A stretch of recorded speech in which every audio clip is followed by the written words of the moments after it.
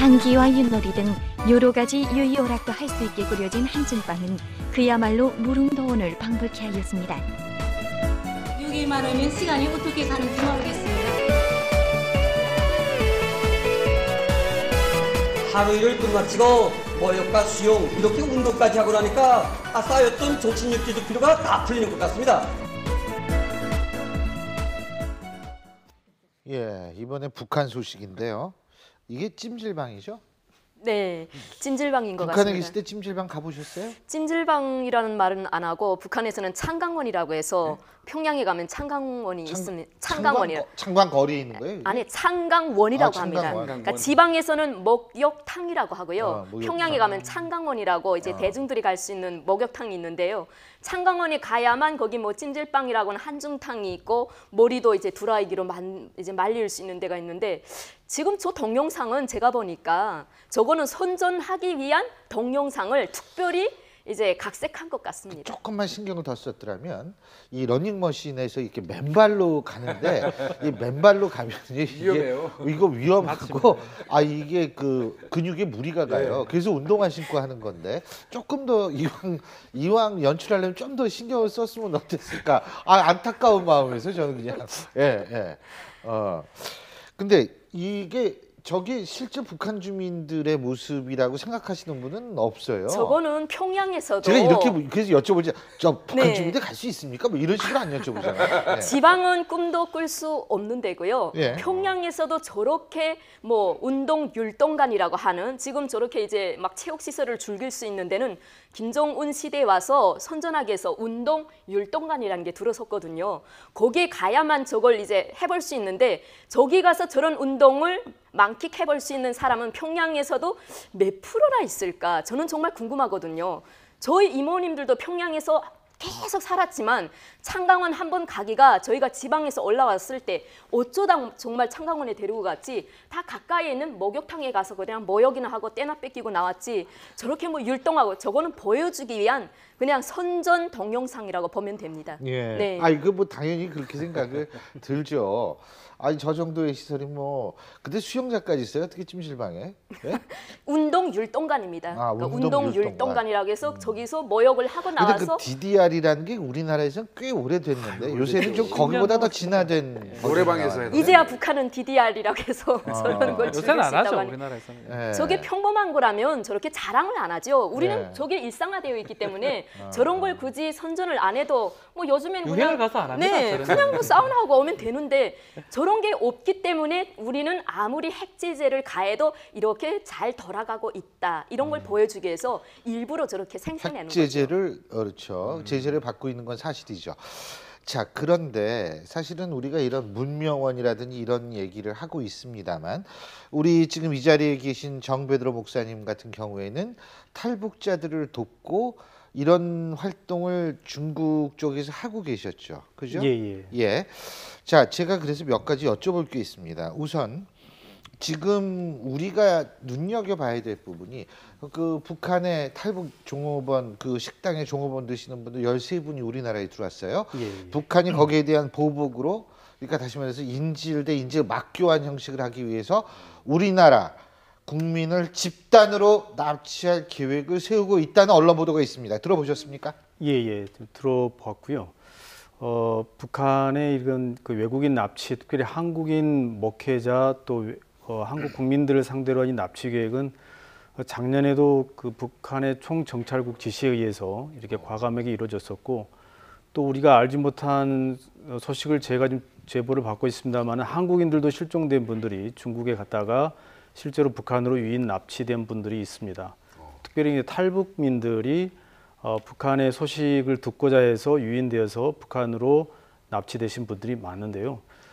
비공식적으로는 저희들이 약 500여 명 정도가 아직도 실종되었다고 좀 보고받고 있습니다. 500여 명 정도가 실종됐다고요? 한국에 온 탈북민 국적이 중국으로 갔다가 중국에서 북한에 납치되신 분들. 근데 중국에서 활동하셨었잖아요. 예. 그분들이 왜 그럼 탈북했다고 왜 다시 중국으로 갑니까? 특별히 이제 우리 북한 탈북민들은 여러 가지 목적이 있는데요. 예. 일단은 북한 내부에 이제 정보를 입수하기로 하신 분들이 있고 또 가족들에게 어떤 물품이나 생계비 지원을 위해서도 가고요. 때로는 뭐 여러 가지 이제 미션이 있겠죠. 예.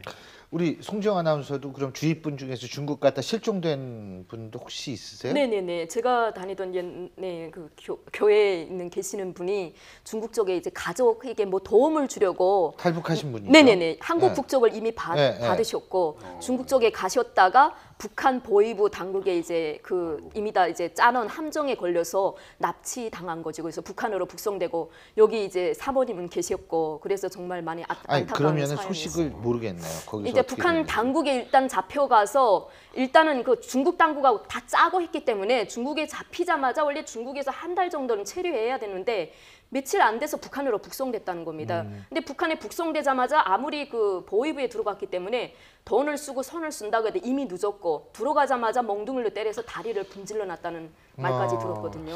네. 근데 그게 지금 중국 같은 경우에는 사실 그걸 전혀 협조를 안 할 가능성이 있는데 그게 굉장히 이제 문제라고 할 수가 있는데요. 이번에 그 한충렬 목사님도 저희들이 한충렬 목사라는 분이 예, 요번에 살해당하신 분이죠. 예. 그죠? 저희가 듣기로는 이제 북한의 이제 보위부냐 총정찰국이냐 했을 때 저희가 총정찰국의 지시를 받은 특수 테러 요원이었다라고 저희는 보고 있고요. 이분들이 피살된 것을 보면 목에 테러 행위가 있었고 또 동맥을 끊은 목의 테러 행위라는 게 뭐예요? 목을 졸랐다는 거예요? 목을 가격했다. 특수훈련을 받지 않으면은 경동맥을 챘다는 거죠. 예, 네. 특수훈련을 받지 않으면은 할 수 없는 그러한 테러 행위였습니다. 그래서 중국 당국이 이러한 그 외국인 납치, 한국인 선교사 또 조선족 이러한 그분들을 납치 테러하는 행위에 대해서 중국이 더 이상 북한을 더 이상 비호해서는 안 되고 국제법에 따라서 외국인을 보호하고 이번 케이스는 정말 중국 당국이 아까 우리 교수님들 말씀하셨지만은 북한의 소행인지 아닌지를 밝히려면 과학적인 그런 기법을 빨리 해야 되는데 제가 듣기로는 오늘 장례식을 했다는 뭐 이야기를 들었습니다. 아직 확인 안 됐습니다. 그러나 그 시신을 잘 좀 분석을 해야 된다고 보고 있습니다. 뭐 독침을 썼을 수도 있는 거예요. 그죠? 예.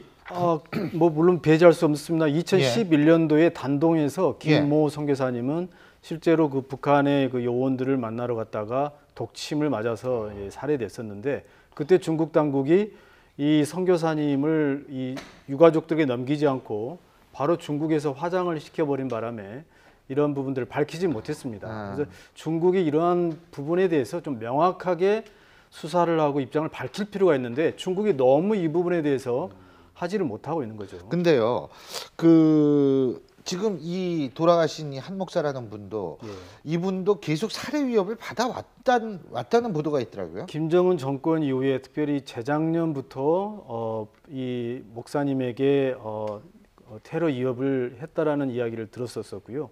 특별히 이제 20년 동안 북한 선교 또 꽃제비 어린이들 이렇게 정말 1년 내내 수시로 이렇게 돌보셨던 인도적인 그러한 목사님이셨습니다. 그런데 이러한 그 종교인 선한 일을 향하는 분에 향한 이러한 테러 행위는 제가 봤을 때 이번에 북한이 이번 달 당대회를 앞두고 철저한 그 단속을 하고 있는 것 같습니다. 사실은 고영환 그 부원장께서 우리 프로그램에 나와서 납치와 암살 가능성을 이미 언급을 했는데 어쨌든 중요한 거는 본인은 그럼 우리 이 정배드로 목사님 본인은 살해 위협이라든지 이런 위협을 받으신 적이 없어요? 중국에서 탈북 활동을 하시면서 탈북자 지원 활동을 하시면서? 저는 이제 중국에서 그 꽃제비들과 임산부 여성들을 돌보다가 이제 중국 공안에 체포되어서 한 1년 반 동안 중국에서 좀 살다가 나왔습니다.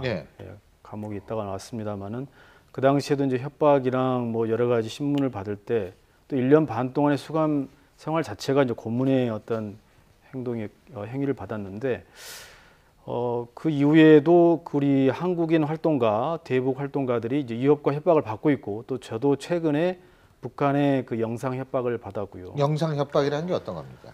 저희 가족들에게 그 영상을 만들어서 그 반토막으로 잘라버리겠다, 또 화형을 시키겠다. 북한으로부터 온 겁니까? 우리 민족끼리 영상에 우리 민족끼리 사이트에 올라온 영상이군요. 그리고 이제 그 편지, 그 페이퍼로 우리 민족 통신에 이렇게 올려서 그것들을 저희들이 보관하고 있습니다. 이제 이러한 북한의 이러한 그 테러 행위는 이제 반인도 범죄라고 보고요. 정말 그 북한의 공포 전체, 이번에 영화 그 언더 더 선 태양 아래를 꼭 보시기 바랍니다. 이 영화를 보면 얼마나 그 평양시 자체가 그 세트장이고 연극을 하고 있는 장인데, 저희가 그 영화에 대해서는 소개해드린 바가 있습니다. 그러시죠. 그래서 예. 완전 통제 사회에 있기 때문에 이 완전 통제 사회를 유지하기 위해서는 북한 체제를 위협하는 어떠한 털끝만큼이라도 예. 제거해야 되는 그런 것이기 때문에 이번에 정말 이 목사님의 참 소천하신 것은 정말 가슴 아픈 일이라고 할 수 있겠습니다. 예, 그 어쨌든 지금 현재 북한 측은 우리나라 제외 한국 우리나라 대사관을 자꾸 외부에서 사진 촬영을 한다 그러는데 그 사진 촬영 자체가 문제가 될 수는 없겠죠. 단지 그거는 제가 볼 때는 겁주는 일종의 행위가 아닌가 이런 생각이 드는데 해외에 계신 분들이 조금 조심을 해야 될 시기는 아닌가라는 생각이 듭니다. 오늘 네 분 말씀 여기까지 듣겠습니다. 고맙습니다. 감사합니다. 감사합니다.